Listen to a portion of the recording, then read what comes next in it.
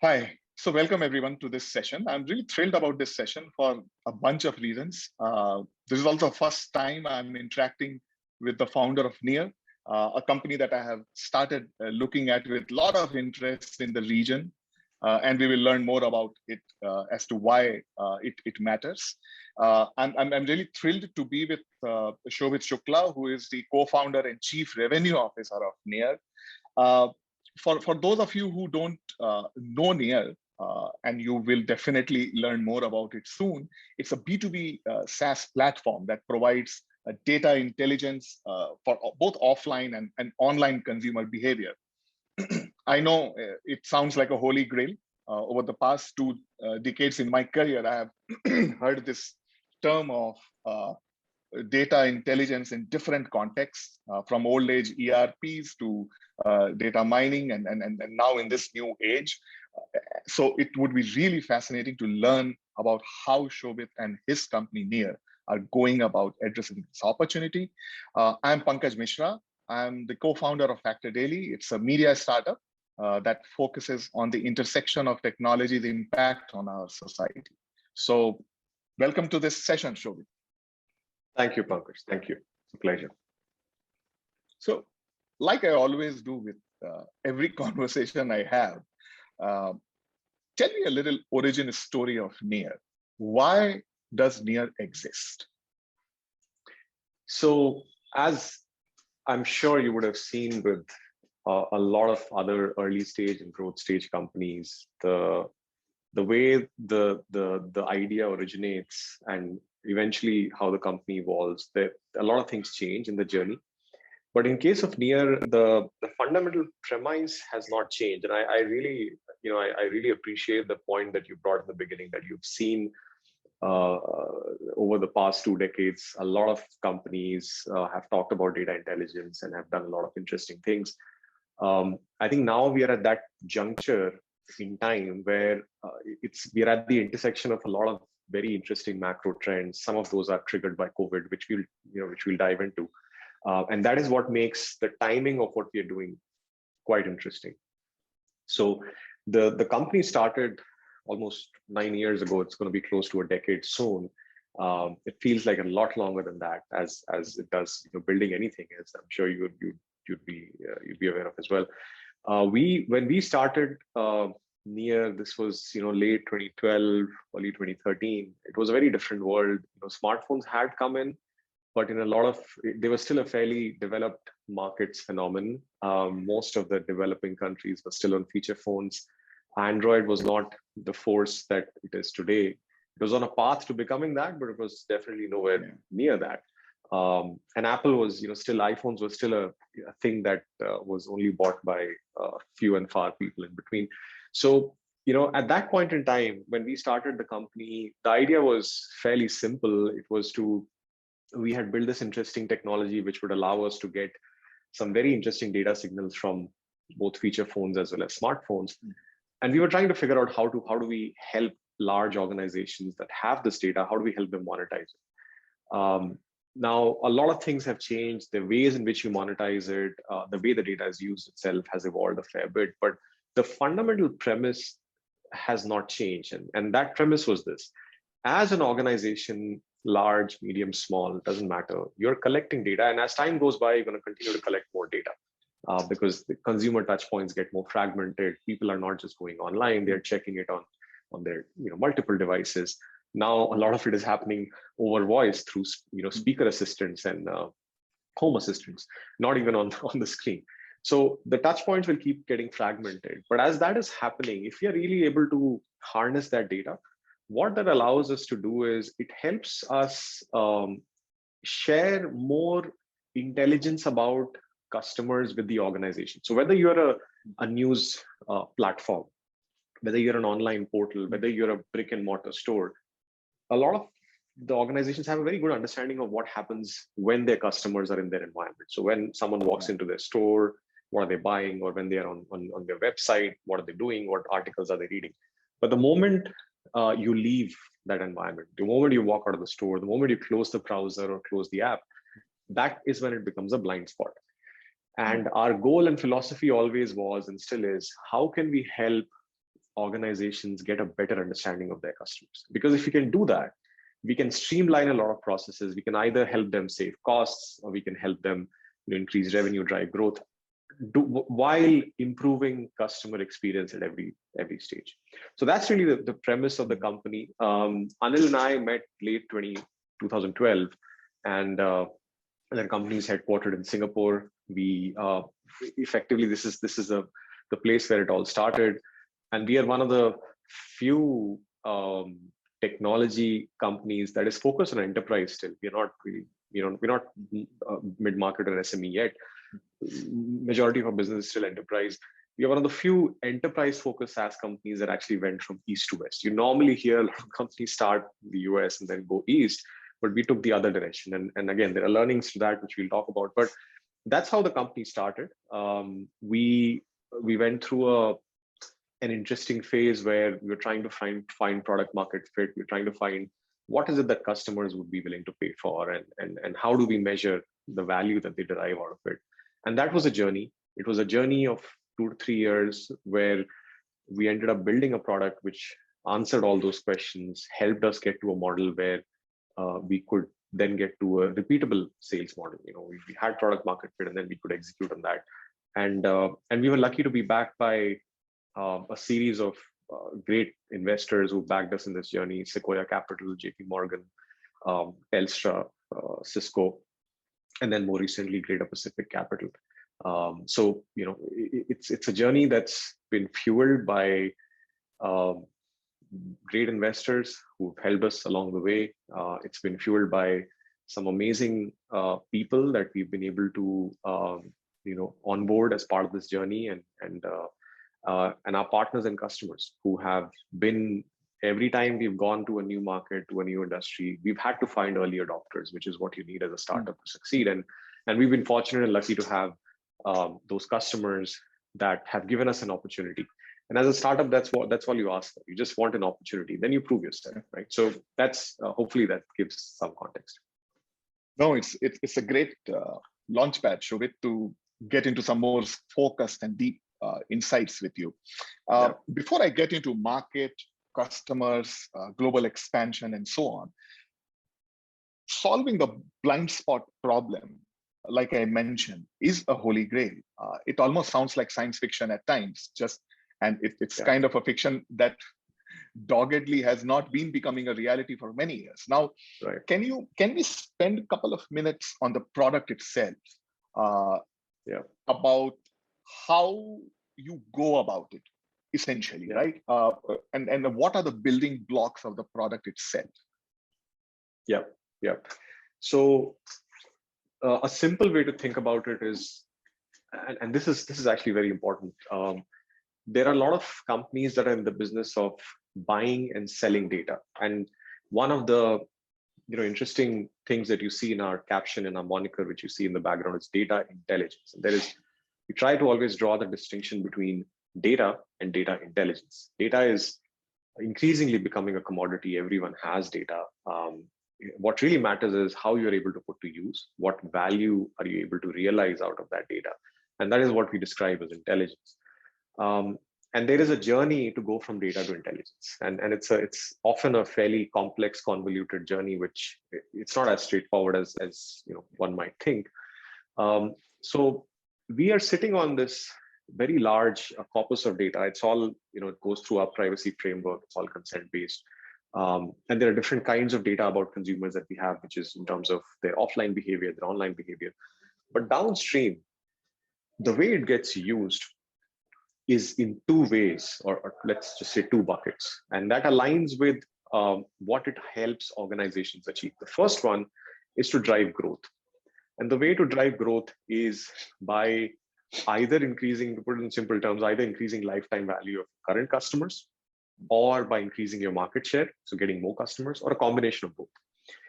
Whatever you do in that, you have to use data to inform that and make that process more efficient. So our first product is called AllSpark, and it's a product that's targeted at the chief marketing officer's organization. And the goal really is, can we give you a software which is powered by our own, owned and operated data universe, which helps you understand more about your existing customers, and which also helps you understand who are the likely new customers that you should go after, customer acquisition. So it really focuses on informing and streamlining your overall marketing and advertising strategy. The second category of our products is the main flagship product there is Vista. And that's focused on a slightly different part of the organization, which is typically around efficiently investing money. It's less about growth, it's more about cost optimization. So think about the chief technology officer, the CIOs, the chief data officer, which is a new and a very fast growing designation across organizations and industries.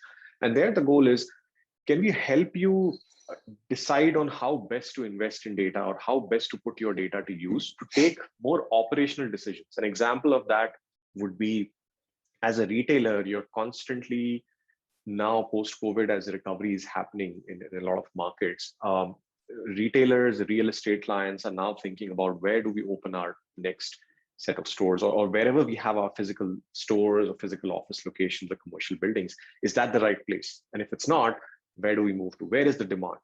And a lot of that decisioning gets informed by data in terms of, so for example, for a commercial real estate building, there is so much that has changed in the past 18 months, right? I mean, you're right now traveling and you're effortlessly able to connect, and we are able to have this conversation. We could have the same thing 2 years back as well, but it was not really par for the course. It was something that was an exception rather than the norm, but now it's fairly common. And people have distributed and the demand has shifted. It has shifted to different parts of the city. It has shifted from tier 1 to tier 2 cities. And so for an industry like commercial real estate, they have to completely rethink on what should our strategy be, and what is the most efficient way for us to identify where we should have our commercial real estate properties. So a lot of that gets informed by data. Now, that is purely to take an operational decision and to decide how best to make those capex investment decisions. So those are sort of broadly the two categories, and the persona that is buying from us in those two instances is quite different. The use cases are quite different, and at the end of the day, the people ask us, what is it that sort of you've done well, which a lot of other companies have not, or have not been able to do as well till now? And my answer to that is, it's twofold. One is aggregating data at this scale and of this quality and across as many countries as we have is not easy. In itself, it's a barrier to entry because it just takes a long, long time. The second part, though, which a lot of people don't realize, is it's not just about the data. It's also about understanding how that data can add value to different use cases in different industries, and being able to create products that can help you replicate that success 100 and 1,000 and 5,000 and 10,000 times over without having to invest in your resources, and because then you become a services. So that evolution from a data company to a data intelligence company is a it's a complex one, and that's what we've been able to. I won't say we've completed that. I mean, we're probably 1%. There is still so much to do, so many industries, so many use cases. And the goalpost is always moving because every day there's new sets of data that is coming in. There are new sets of use cases that are emerging. For example, we never thought that our data is going to be used by governments to be able to understand the impact of COVID and how to get that under control. I mean, we just could never have no one imagined that there'd be COVID, but that has forced us to look at a lot of these interesting new use cases which we never thought about. So, to answer your question, I think it's a combination of the data and the fact that we've been able to undertake that journey from data to intelligence, understanding the use cases, that has contributed to a great extent to our success so far. That's very well explained, Shobhit. In fact, the point you're making about the context, and which leads to intelligence, is so critical. A lot of time, companies and organizations have very fancy software, some of the best data scientists or brains that you can imagine, but because their journey to intelligence, becomes a valley of death because the context is what is missed out. True. Fascinating, Shobhit. Shobhit, so now I really want to learn about how you as a company went about applying some of these things in your own journey. And by that, I mean, I could ask a simple question like, how did you go about geographic expansion? How did you go about expanding into newer markets, both geography and verticals or used cases? But I would say, how did you apply some of this intelligence we are talking about in your own company's growth? And if you can illustrate that with your geographical expansion or east to west thing that you talked about, user cohorts, learnings, and both from failures and things that worked out, that would be really nice. Yeah, and that's a great point that you bring up. So I'd be the first to admit that you as when you start a company, when you're building something, you have a lot of fatal attractions that can be potentially fatal, and one of them is about just expanding quite rapidly. We have done those mistakes as well, and we now, when we look back, obviously hindsight is 2020, so we can now say that yes, those were, we shouldn't have done those.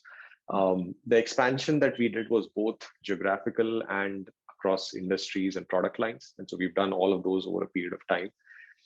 Our learning, and geographical one is probably the easiest one to take as an example.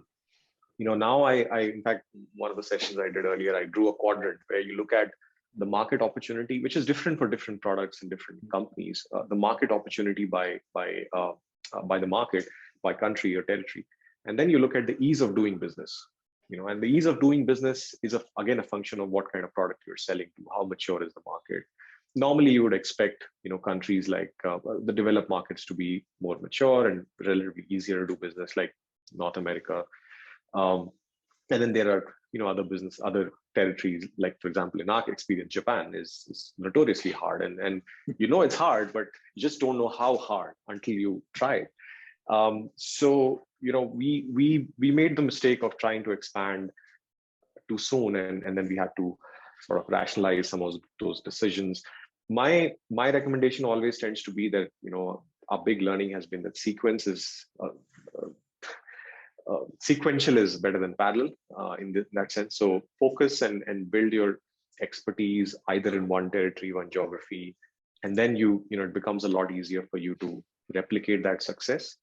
And that's been our big learning. So in terms of geography, you look at the ease of doing business, we look at the size of the market, and then we would make that decision. So US, for instance, is a large market. It's a relatively easy. When I say ease of doing business, the question I'm looking to answer is, would clients give you an opportunity to prove yourself? If that first step is going to take a long time, then it's not an easy place to do business. And as a startup, you have limited resources and limited time. So, for us, US and then Australia are two markets which are large, relatively large, and US obviously a huge market. And then you get an opportunity. Because of what happened with GDPR, Europe as a region, it's large, but it's harder to do business. You getting that first opportunity because of GDPR and the changes it has brought about in consumer privacy has just made it harder. So, those are the learnings that framework we didn't use at the time, but I now always suggest, and my counsel always is that you try to figure out what's the right framework for expansion. It's the same thing with finding. Even the first step, in fact, it's finding product market fit. How do you define product market fit? And at what stage do you decide that, okay, now I'm going to hire 5 sales guys? You need to find answers to some of the questions. Who's the customer? What's the problem you're solving for them? How much are they willing to pay for you? Do you have some case studies and references? And if you have, some of these or most of these, then you know that you're ready to, your machinery is working, the engine is started. You just need to pour more fuel or gasoline into it, and that's the right time to invest. But if you don't have answers to these questions, and if you go and hire 5 sales guys and expect them to find answers to some of these basic questions, that's not their job. They are going to get frustrated because they are there to make bonus and sell.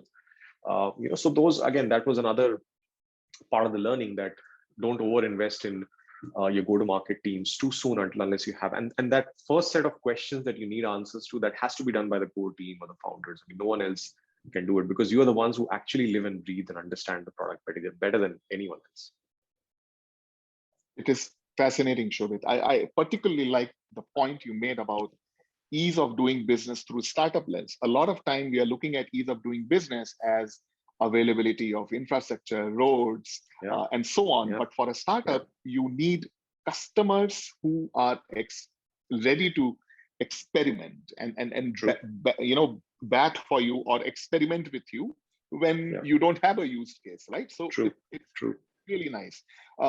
Shobhit, you are also the chief revenue officer, and I can only imagine how tough that job is. It's one thing to have a great product. It's another thing to have, like you said, find people who will pay adequately for it, or that values your product rightly. Now, how's that journey been? Can you talk a little about right from your first paying customer to where you are now, and what are your ambitions? Are you I have heard of this ARR has become a standard in the SaaS industry. There are ways to look at it forensically, but how do you look at revenue, and what are your ambitions when it comes to the same?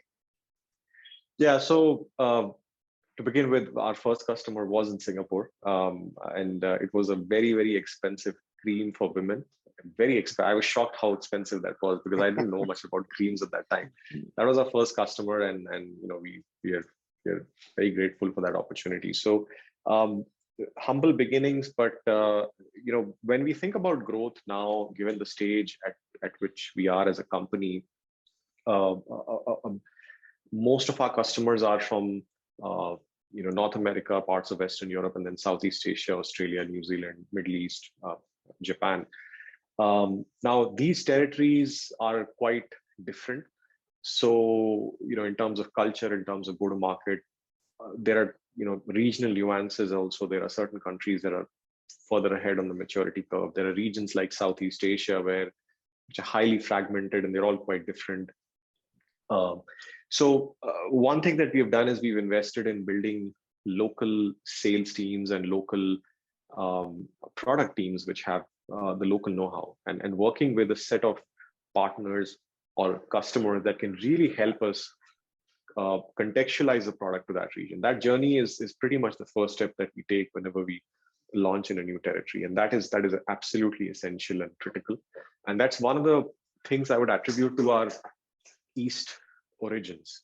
We started from the East, and one of the things that we got a benefit of was because by definition from day one we were focusing on a large selection of countries. It was not, we couldn't just be in Singapore or in Australia and build a very large business. So we had to look at 20, 25 countries. And so the way we were thinking and wired, and the way the stack was architected, was it was designed for diversity and scale and heterogeneous data sets, which a lot of the companies starting in the US tend to overlook. And it's not, it's not their fault. It's just there's a large market. It's very homogeneous. Just solve for that. And then when they cross over to Europe and Asia, they realize that it's a lot harder than we thought. We had that benefit going from East to West. So that's one part, which is the go-to-market, and making sure that we are treating every market with the respect and understand the nuances before we go and invest. The second part is once we had that engine going, we invested in the metrics, and that's now something that has become par for the course. The SaaS economy has become quite robust and quite mature compared to even 5 years ago. There are enough and more metrics that organizations look at. In our case, we look at things like, actually the most important thing for us that we look at is customer feedback and our NPS and customer satisfaction rating. Because if our existing set of customers are happy, we'll find more, they'll become advocates, and we'll find more customers, and the net new ACV and growth will continue. And we've been proven right. So there is the organic growth part. Then there is the inorganic growth strategy, which we acquired a company called Teemo in France last year. We acquired a company called in North America earlier this year.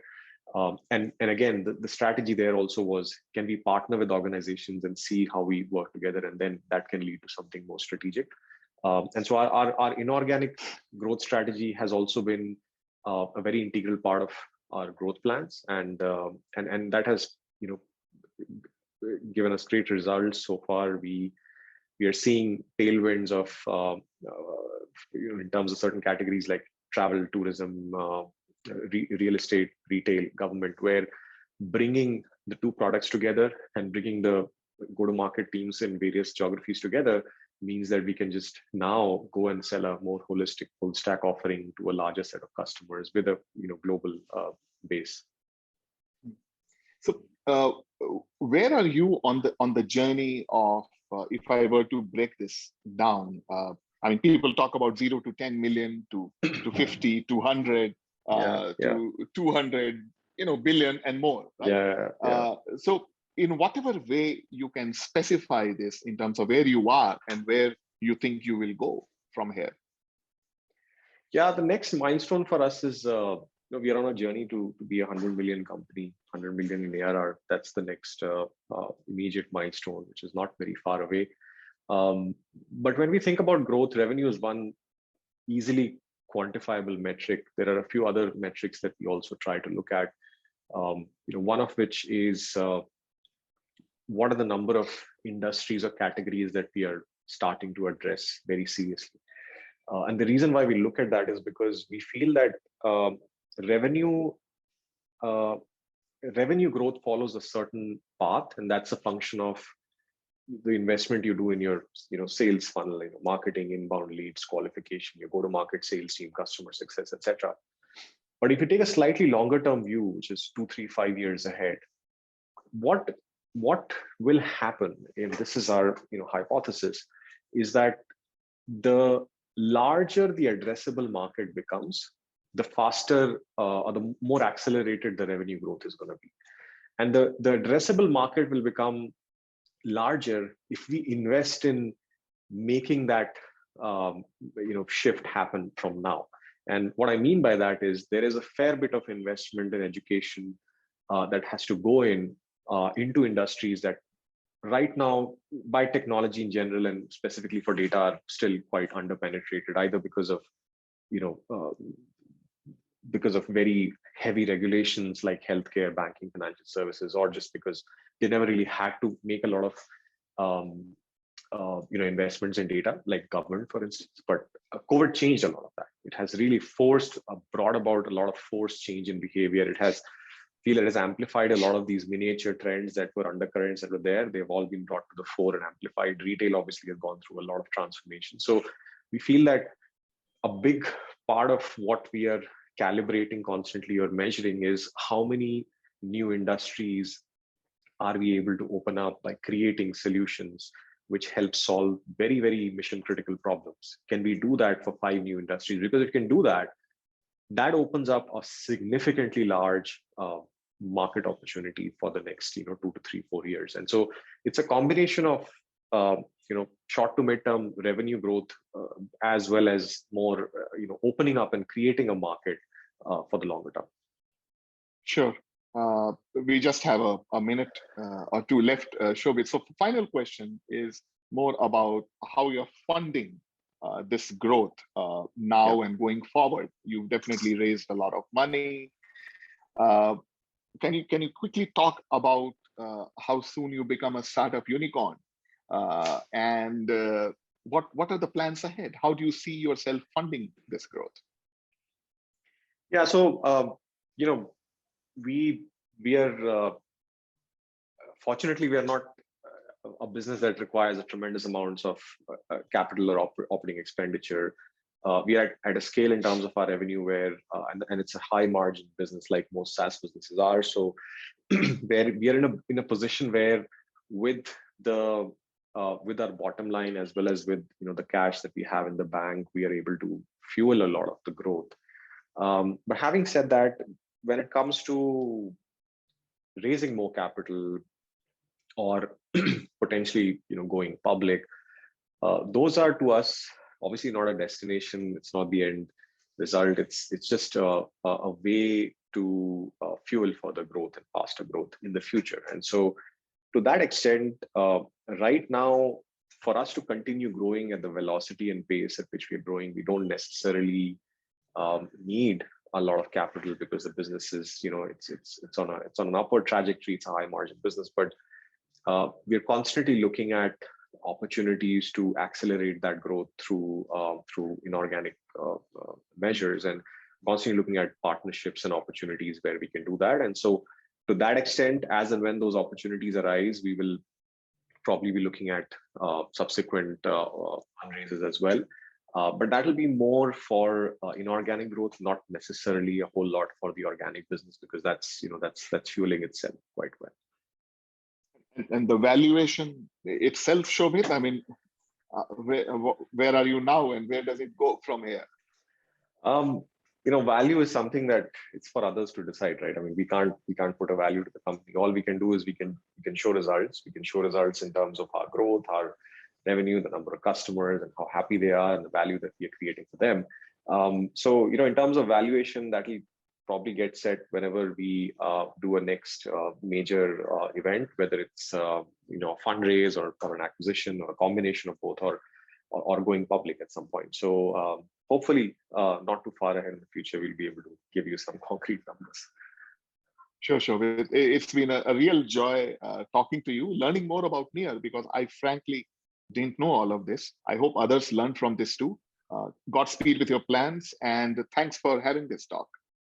Thank you, Pankaj. Thank you. It was a pleasure. Thank you. Stay well. Thanks.